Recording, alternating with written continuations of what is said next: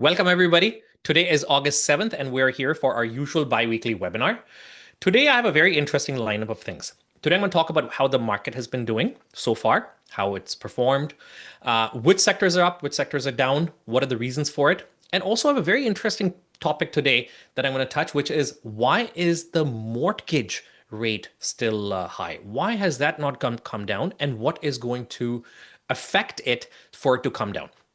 Towards the very end, I'm going to talk about the big elephant, which is why is the healthcare sector down. So without further ado, let's get going.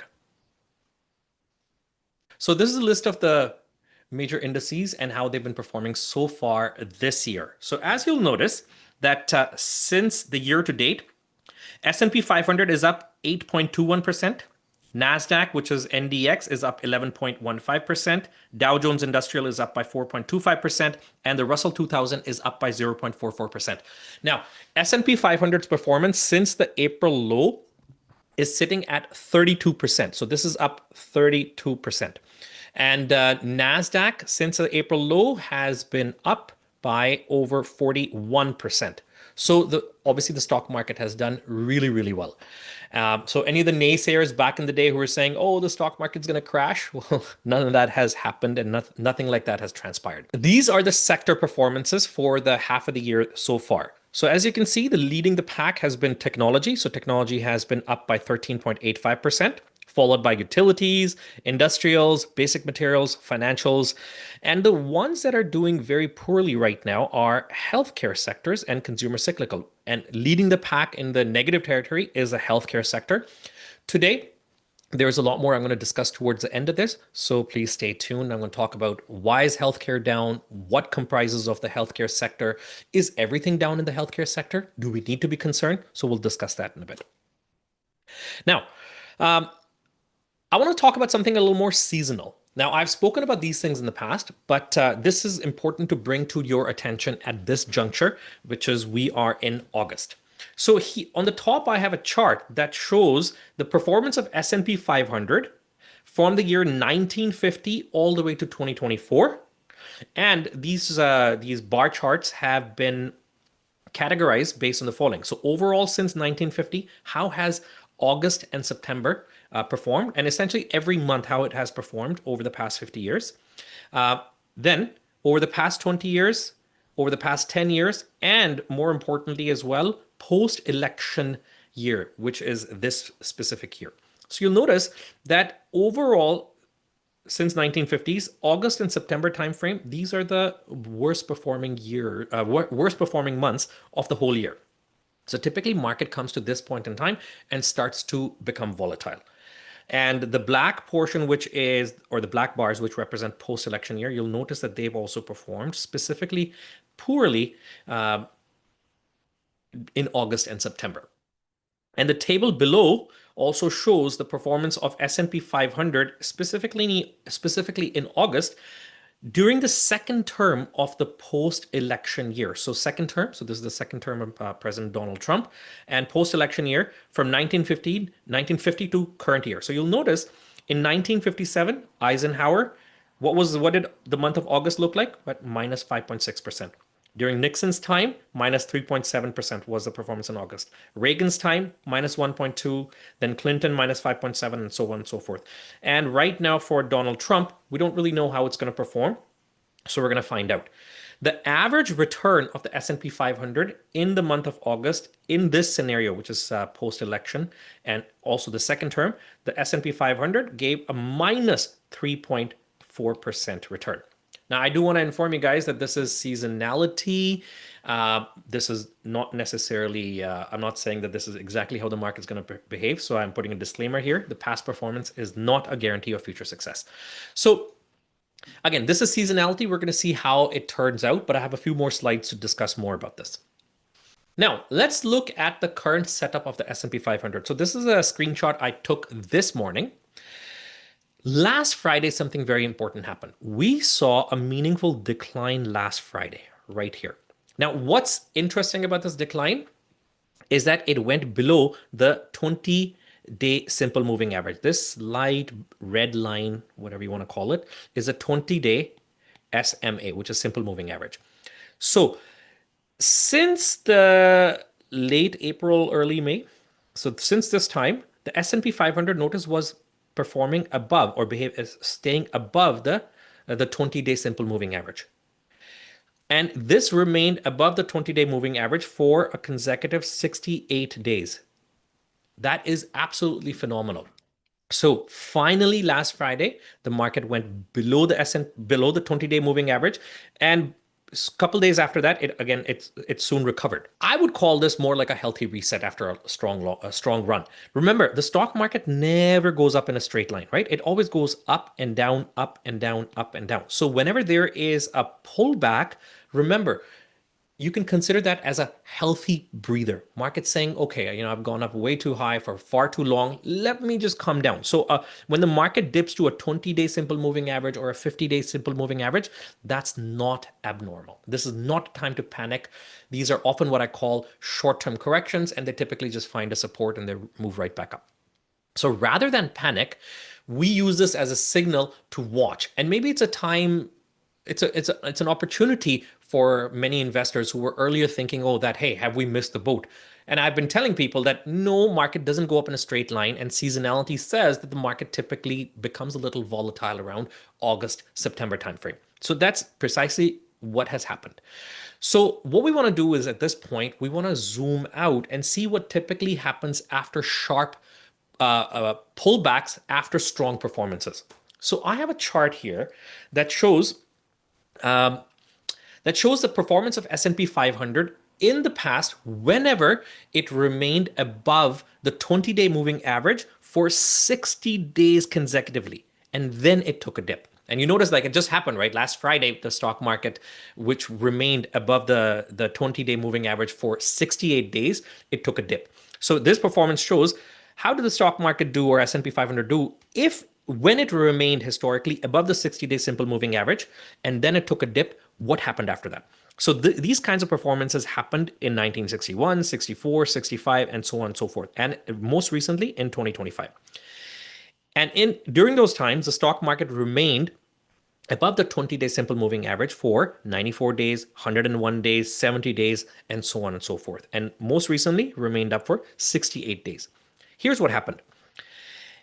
1 month after the market took a dip or went below the 20-day moving average, 1 month after that, the S&P 500 in 1961 gave a 1.6% growth.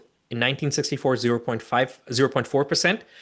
It went down by 1% in 1965. In 1971, 0.4%, and so on and so forth. On average, 1 month after, the S&P 500 gave a positive return of 0.8%. 3 months after that, the average return was 3.7%. 6 months after that, an average return was 2.9%, and 12 months after that, which is 1 year following, the S&P 500 gave an average return of 10.8%. Now, in the previous chart I was showing, or 2 charts ago, I was showing that August and September are typically low. Now I'm overlapping it with the fact that S&P 500 has remained above the 20-day moving average for more than 60 days. How did that look like? So this is what it looks like. So right now, yes, we saw a pullback, but if you zoom out, the historical playbook says that this kind of sustained momentum usually leads to more gains. Is it going to happen? We don't really know. We're going to wait and watch. But I want to show that if you pair this with the strength in earnings, policy tailwinds, and improving inflation in the dropback, the bigger picture kind of looks constructive. And I have a whole lot of other slides that I'm going to discuss, where I'm going to discuss economics and the policies, along with the earnings growth that are happening under the hood. So I also want to zoom out and take a longer term behavioral pattern look with you and see how presidential election cycles coincide with the performance of the S&P 500. So here's a chart that's taken from Carson Research, and it shows that post-election years and how the market behaves. So the black line shows the post-election years, which is this year, and the blue line shows the performance of the S&P 500 in 2025. So you'll notice that from March until sometime in August, the stock market typically tends to have a very strong performance. And in our case, something very similar has happened, at least starting from April. And before that was the Judgment Day, right? So things were a little wonky because of President Trump. But otherwise, the S&P 500 has behaved in a very similar fashion to how the S&P 500 typically behaves historically. This is where we are right now. So early August, this is where we are. So notice historically the S&P 500 becomes volatile in August and September timeframe, and starting October the market picks up. So we are here, we're going to wait and watch to see what happens at this time. Again, these are not signals for me to tell you guys that this is a time for you to go and start taking, trades. But the reason why this matters to us is that these historical cycles help us frame expectations, especially when valuations are high and the macro noise is everywhere right now. So if we do get a weakness in August and September, it doesn't mean the trend is necessarily broken. It just might mean that it's part of the rhythm. I also want to go back to this slide, and I want to show you what tells us that the market is in a long-term uptrend. Well, there's some very quick ways for you to see. First of all, you can eyeball it and say, yes, the market is going up. But if you want to have a better understanding, well, you look at the simple moving average. If the 20-day simple moving average is above 40-day simple moving average, that means that the short-term trend is up. If the 50-day moving average is above 150-day moving average, that means the medium term trend is up. And in our case, the 50-day is above the 150-day, and they're both sloping up. And how do you know the long-term trend is up? Well, the 200-day simple moving average has to be sloping up, and the price has to be above it. So in this case, this dark red line is the 200-day simple moving average. Its slope is positive, and the stock market is above it. So in other words, the short-term trend is up, the medium-term trend is up, and the long-term trend is up. So remember, in the stock market, there's this phrase, trend is your friend. So when the trend is up, that means in the long run, the market is going to go up. But that doesn't mean that there are not going to be small corrections. So small corrections happen, but as long as the trend is up, then you know that where the market is headed. Now, I want to take a look under the hood of what's really driving the market strength. And it's not just multiple expansion or speculation that people may make you think. What's actually happening is earnings and margins are both actually improving. So I have two charts here. First chart shows me the forward 12-month profit margin, and the second one shows the earnings per share. So right now, we can notice that there's a dip that happened in 2023, but since then, the forward profit margins have been increasing, and they're currently sitting at the highest level. And at the same time, if we look on the earnings per share, which is EPS, you'll notice that earnings per share has been continuously going up. In fact, it has done so well that the earnings per share of the stocks in the S&P 500 have already beaten the 2025 expectations. And now they're inching close to the 2026 expectations. So what does that mean? That means that this kind of momentum is not just about hype. It's a signal that is going to motivate the analysts to start revising upwards based on actual results and guidance. So now, if you've been wondering, why the market has been rallying? Well, this is your answer. Even though there are mixed macro signals, the big part of the result of the performance is because the earnings and the net profit margins are actually growing. Now, I also want to show that this doesn't mean everything is cheap right now, right? But it does mean that the rally is actually supported by strong fundamentals, which some of the headlines are going to make you believe otherwise. So that's what headlines are saying, the doom and gloom media, that's not necessarily what's actually happening, and that's not what the numbers are supporting. Now, I'm also going to show you another hard evidence of what I just spoke about, which is called strong earnings. This is acting as a tailwind that I also just spoke about. So here's a chart from FactSet. And what this chart tells you is it breaks down the second quarter earnings for the companies in the S&P 500. Now, each of these bars represents the following. So the green represents The green represents those stocks where the earnings have beaten expectations.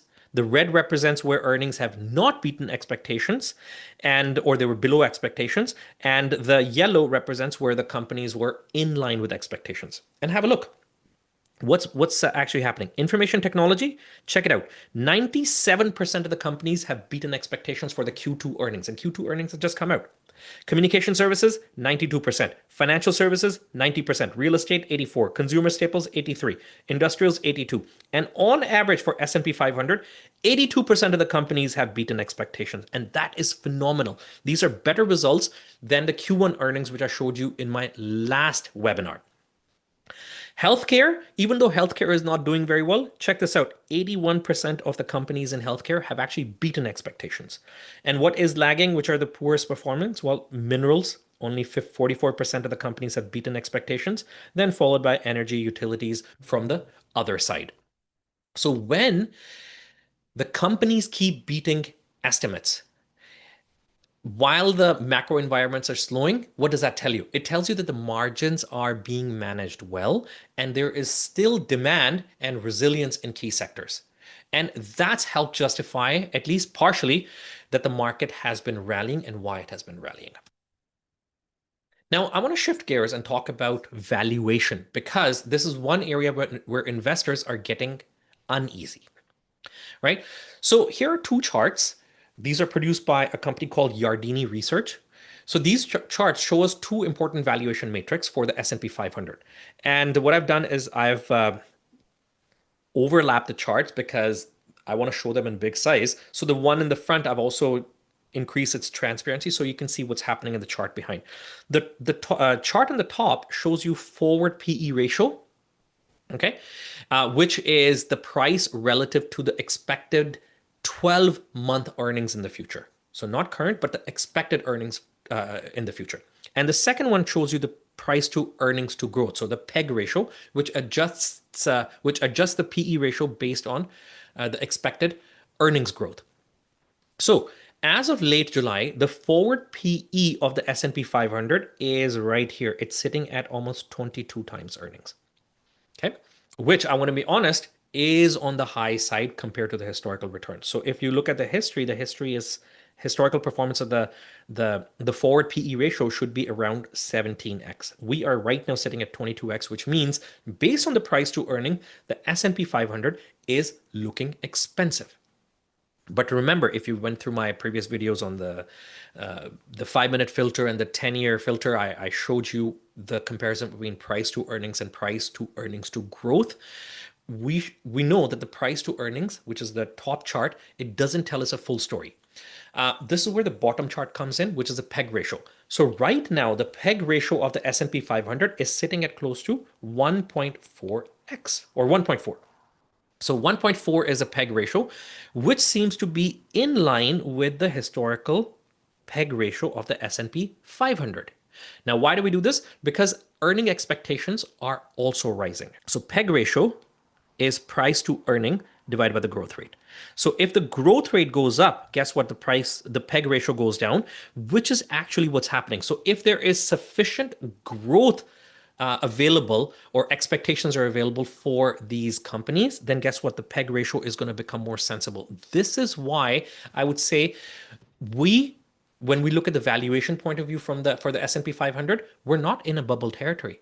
As long as the earnings keep growing and they stay strong, markets are able to sustain these levels even if the prices keep going higher. With that said, the margin of error at this point is actually very tight. Any kind of disappointments, which may be related to Feds or inflation or geopolitics, is going to punish the stock market valuations very harshly. And when the valuation gets punished, guess what? The stock market ultimately follows. So the right move here is to stay invested, but also stay selective. Now, I want to anchor our discussion by revisiting 5 key macro tailwinds that I spoke about in our last market updates, because these tailwinds are still very much in play, and especially in this month of August. So what are these tailwinds? Number one, the big, beautiful bill. We talked about this in detail in the past, but if you haven't watched any of that or understood those, please watch my last 2 webinars. speak about these in a lot of detail. But just to quickly recap, it's a powerful mix of tax cuts, 100% expensing for our businesses, and deregulations. And all of these are going to support corporate earnings and capital investment. So this is good for companies. Second is rate cut expectations. So while the Feds have not pulled the trigger yet, the market is still pricing a rate cut sometimes very soon, hopefully in September. And that's helping growth stocks and their valuations stay elevated. Number three, weaker dollar. So this has been a tailwind for US multinationals because what happens is when the US dollar goes down, then the purchasers in other countries find the services provided by these companies to be cheaper. So what they do is they buy those services or products at a higher rate, which what that does is it increases the revenue of these companies in the US, which brings in more money. The revenue goes up, the valuation goes up, and that slowly starts to increase the stock price of that company. Fourth is stable oil prices. And we all know that the prices have not been cheap by any means, but they have come down meaningfully since the 2022 peaks. And they have remained very stable around $70 to $75 per barrel level. Now, this has helped ease inflation and it has given Feds a breathing room. It's also good news for input costs across economy. So in terms of when we look at the context of oil, oil has been a supportive force in the market. And finally, I already mentioned the earnings. We know the Q2 earnings came in better than expected in many sectors, and we are seeing margins and earnings per share revisions happening, and they're moving higher. So as I showed you a couple slides ago, these are all good signs for the stock market to be going up, and there are still tailwinds available for the market to continue elevating. Anyways, now I want to break down some of these into a little more detail for you. So the first is I want to talk about rate cuts. So we know FOMC meeting happened last week, right? When? It happened on July 29 and 30th. At that point, Feds have decided to keep the overnight interest rates stable. So they have not decided to cut them. So they're still staying at 4.25 to 4.5%. Now, why have they done that? Because while inflation has cooled, especially the headline CPI and PCI, and I'm going to talk about those in a bit, but the core inflation in services and housing is still remaining sticky. And the Feds want to see the long-term, broader, more sustainable inflation levels to come down before they decide to start cutting. Now, the committee wants the maximum employment and inflation, they want that to be around they want to be at 2% or lower for the long run. Also, the economy is actually still growing. So we'll see that in a moment. I'm going to show you that. But the GDP remains positive and the labor market has not actually rolled over. What this is doing is it's giving Feds room to be patient. They're not panicking. But remember, if the market starts to do poorly or the economy starts to do poorly, that's when the Feds will say, okay, let's lower the interest rate so that people can start taking more loans and then that boosts the economy. That hasn't happened. So the Feds are also saying, okay, well, let's be more patient. That's why you have not seen the overnight interest rates to have come down yet. Now, I want to talk about something that I've also mentioned in our Telegram, which is why have the mortgage rates not dropped? Right? A lot of us, a lot of the members, and a lot of our viewers are people who invest in real estate, and they may be wondering why have the mortgage rates not gone down? And a lot of people think that the mortgage rates move directly with Fed's overnight rate. I'll repeat that. A lot of people think that the mortgage rates are proportional to Fed's overnight rate, but that is not actually correct. You see, folks, mortgage rates are more closely tied to 10-year Treasury yield and not Fed's fund rate. And here's why that matters. You see, the chart here I have is the 10-year Treasury yield, and then underneath I have the performance of the inflation, so the PCE, the core PCE, etc. Right now, investors believe that the inflation could actually remain elevated. So you notice here, the inflation is supposed to come, we're hoping for it to come to 2%, which is here, but the inflation is remaining above it. So investors are thinking, they're seeing this. They're like, okay, inflation could remain elevated. And at the same time, the economy seems to remain strong and resilient. What that does is it pushes investors to stay in riskier assets like stocks and money market funds. And what are money market funds? I'm going to talk about those, but money market funds are essentially short-term investments. So it's keeping people into stock market and money market funds because if the interest rates or if the inflation remains high, then we know that in the long run the stock market performs well. So that's why people are remaining in the stock market and they are not putting money in the bonds or in the long-term bonds. So when they don't put money in long-term bonds, guess what happens? The demand goes down. When the demand goes down, guess what? The price goes down. And because the bond price is inversely proportional to the bond yield, then guess what happens? The yield remains elevated. And when the yield remains elevated, the mortgage rates stay elevated because the mortgage rates are directly tied to the long-term bonds. So guess in whose hand is the behavior of the bond of the mortgage prices? It's actually in the hands of people like you and me who are stock market investors and investors in the money market funds. If we think that the stock market is going to remain strong, if we think inflation is going to remain high, guess what? The mortgage rates are also going to remain high. When could we see the mortgage rates come down? Well, the mortgage rate's going to come down if people like us start to think that the inflation is dropping. And if the inflation drops, investors are going to expect that the future purchasing power of bonds is going to remain strong. If that happens, then bonds become more attractive. And if bonds become more attractive, then people like us, or retail investors or other kinds of investors, will put money into the bond market. And when they put the money in the bond market, guess what? The demand goes up, the price goes up, and when the price goes up, guess what? The yields come down because they're inversely related. So as investors like you and me, it's actually us. We are the influencers of the bond market, and the 10-year yield is not tied or set by the Feds. It's actually set by the market, which is the stock market. So that's actually what's been happening. At this time, inflation is not at 2%. The core PCE is sitting at 2.8%, and it needs to come down. Okay. Until that happens, mortgage rates are likely going to stay at 6 to 7% range, and we're also obviously we're not seeing any spikes, but they're not dropping any sharply either.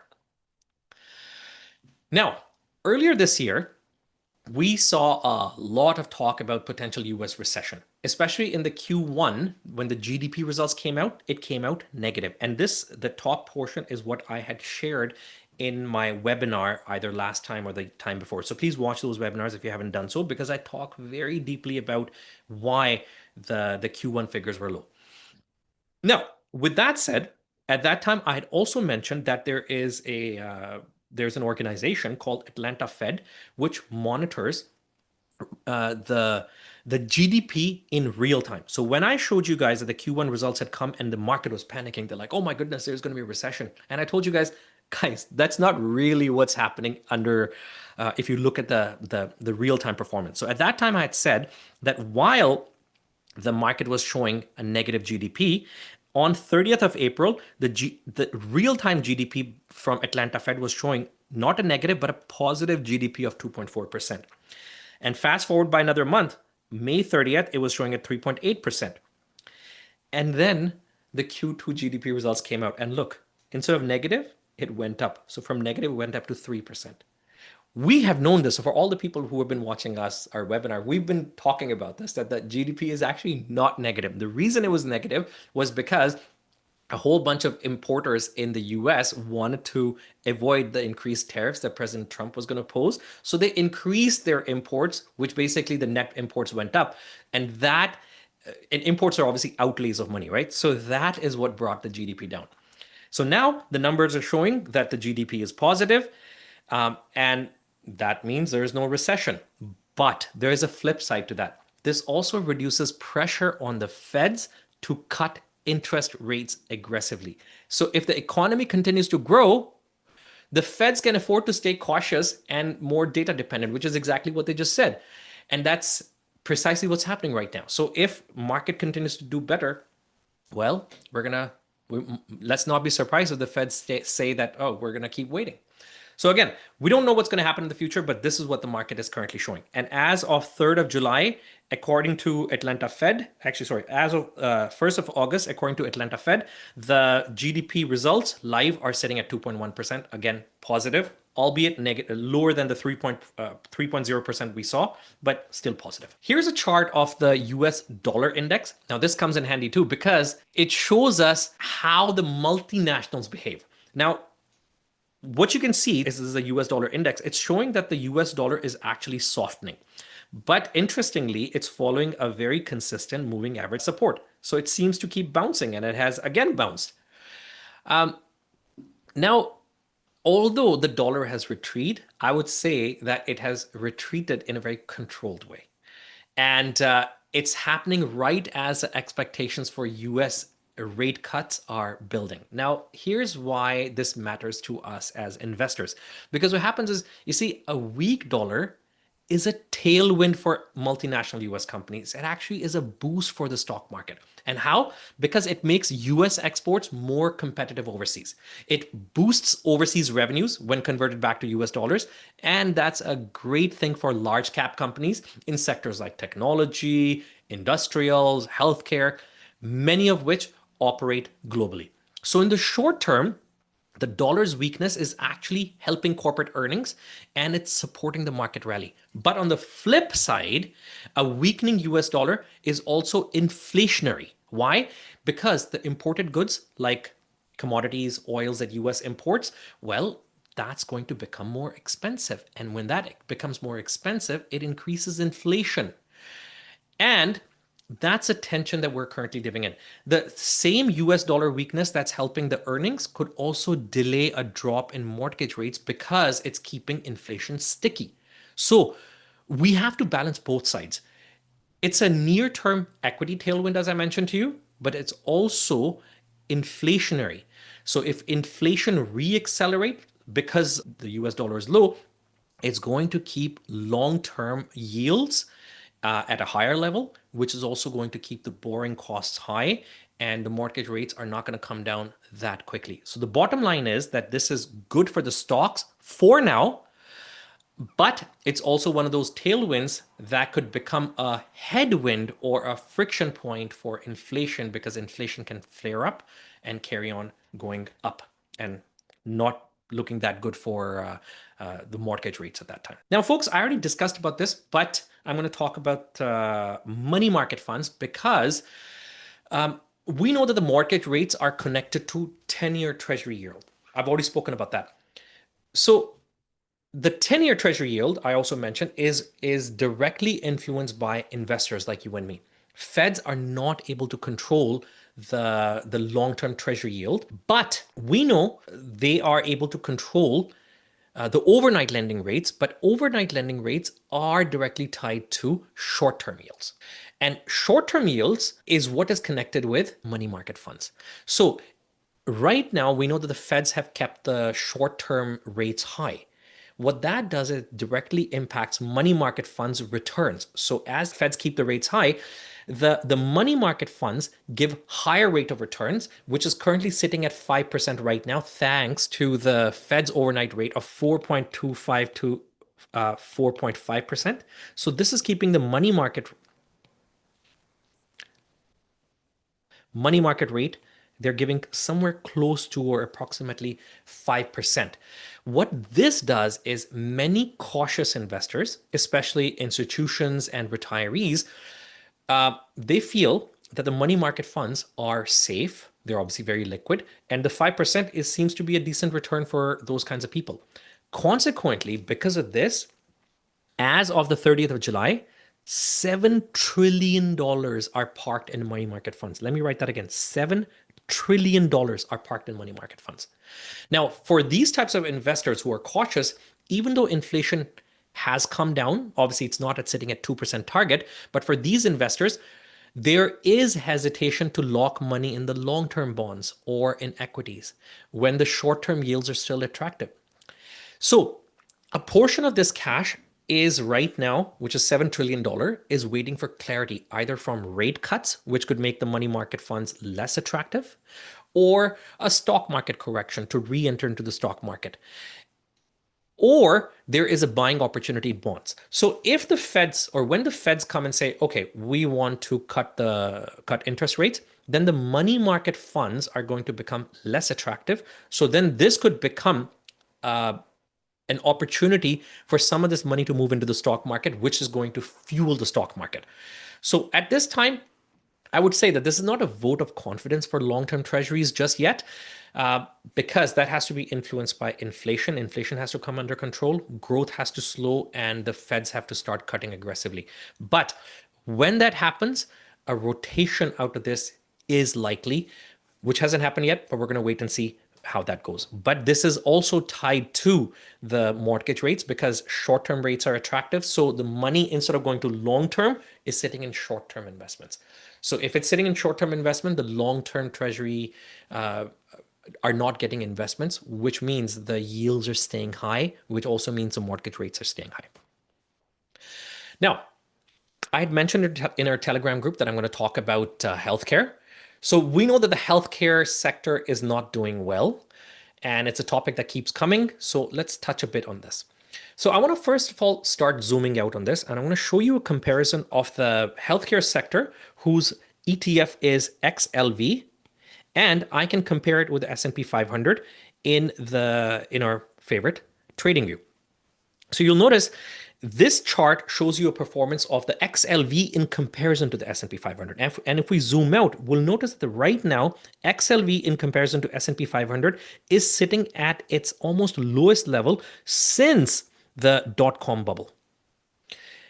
Now, that shows that something weird is going on. Does it mean that the sector is broken? No, it doesn't necessarily mean the sector is broken. It just means that the sentiment is deeply out of favor from the healthcare sector right now. And for value investors who are looking for opportunities, well, this kind of a sentiment could create a great opportunity only if you know what to look for. Okay. Now, healthcare sector, as it so happens, is not one story. It's actually many stories all baked into that the ETF, which we call XLV. And so here is XLV. So healthcare sector is actually comprised of a few other sectors inside it. One is life sciences, whose ETF is Life. Other is the health care equipment, ETF IHI, pharma, XPH, biotech, IBB, and then finally, the managed healthcare services, which is IHF. So what are these? Life sciences ETF, which is life sciences tools and services. It basically are companies that provide lab equipment and diagnostic equipment. So companies like Thermo Fisher. IHI, oh, by the way, so that sector has done really, really well. And year to date, it's up 20%. So when you say healthcare sector is down, not necessarily. Subsectors within healthcare are down, but there's some are doing really, really well. So life sciences, tools, and services sector is doing really well. Then next is IHI, which is healthcare equipment and supplies. So these are medical devices, diagnostic companies like Abbott, Medtronic, Boston Scientific. These have done okay, and they're sitting at 3.57% year to date. Pharmaceutical is down. So pharmaceutical are makers of prescription drugs like Johnson and Johnson, Pfizer, Merck. They're down 1.27% year to date. IBB, which is biotechnology. So these are research-driven drug discovery firms like Amgen. These are down 7.31% year to date. And then finally, the worst of these is the healthcare providers and services. So these are managed healthcare like health insurance, hospital networks, distribution like United Health. These companies are not doing very well. So this isn't about healthcare being broken. I don't think it's broken. It's about one major segment which is under pressure, which is pulling everything down. So managed services, healthcare services, which is down 13.75%, which comprises of a huge portion of the XLV ETF, which is the healthcare sector, is down. So I want to talk more about that sector right now. So the question is, why did the healthcare, especially the managed healthcare services, have done so poorly this year? Why have they fallen apart? It's actually part of a whole story. So I'm going to tell you the story. It all started during COVID. So remember, during COVID, hospitals started rejecting elective services. So healthcare costs consequently dropped. So insurers like United Health ended up making a ton of profit during that time because people were not filing claims of those kinds. But after the pandemic, what happened was people started coming back and they came back fast. Surgeries, therapies, scans, anything that was not urgent, which was earlier delayed, they started flooding the system. They all came back. What that did was it jumped the costs, and but the premiums at that time were based on old assumptions. And on the top of that, Medicare Advantage, which was a huge profit center for these companies, is now under regulatory review. And political pressure on drug pricing, all that, and suddenly the entire sector is now facing earning compressions. It's not a broken business model. It's just that it's mispriced at this time. And companies like United Health are now adjusting. They just had their quarterly earnings, and I urge you guys to all go and read that earning report. And what they have said is that they are going to start increasing premiums. And when the premiums start getting increased, well, these earning compressions that they were having are going to start disappearing. So it's not a recommendation for me to tell you guys to go and invest in this sector or start buying. But a quick question when things like these happen, a quick question you want to ask yourself: will these services be needed in the future? And if the answer is yes, then the companies in this sector should recover. Exactly which companies? Well, there is a whole lot of math that you need to do to figure out which companies are good. But overall, when it comes to the sector, that's how you answer the question: is a sector doomed? Folks, that brings me to the end of our webinar today. Hope you guys enjoyed, and I'll open it up to anybody who has any questions now.